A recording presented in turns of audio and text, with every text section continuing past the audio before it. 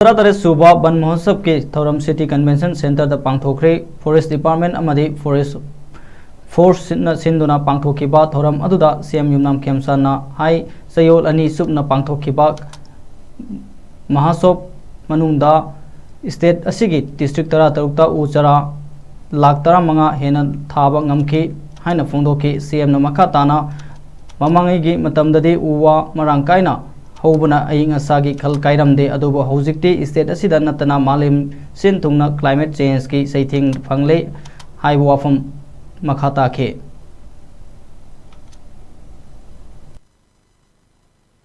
The criminal justice system rests upon interdependent pillars of police, prosecution, judiciary and prison administration. Each institution has a distinct constitutional role, yet the effectiveness of the system depends upon close coordination, mutual trust and seamless cooperation among them. Strengthening one institution alone cannot ensure justice. Every pillar must function with professionalism, integrity and dedication.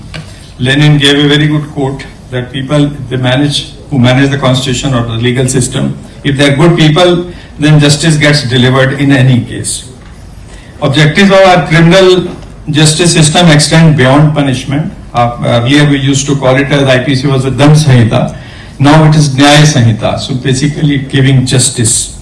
It aims to prevent crime, protect society, rehabilitate offenders wherever possible, compensate victims, uphold the rule of law and deter future criminal behavior.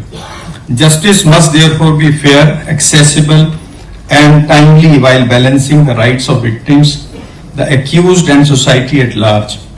Only one provision I would like to mention was the community sentence as a new thing which has been brought in, which is more of a reformatory idea.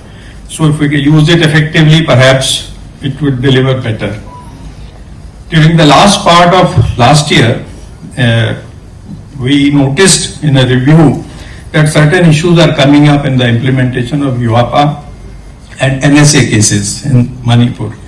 I discussed the matter with Honorable Chief Justice and it came out that police and prosecution needs to be exposed and trained little more towards the procedural things in implementation of these laws. And from there, Justice Sundar gave an idea that why not we have a seminar, call everybody and basically cover. So when seminar is getting organized, its scope has been widened. But different sessions over the next today and tomorrow, I've seen very good topics are there.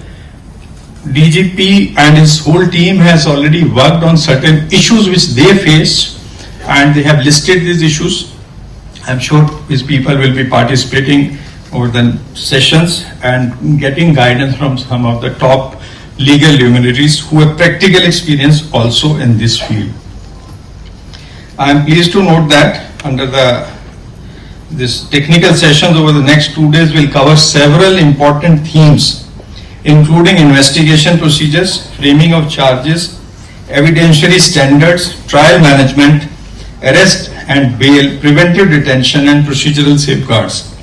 The participation of distinguished former judges of the Supreme Court and High Courts, eminent prosecutors and senior advocates will undoubtedly enrich these deliberations and provide valuable practical insight.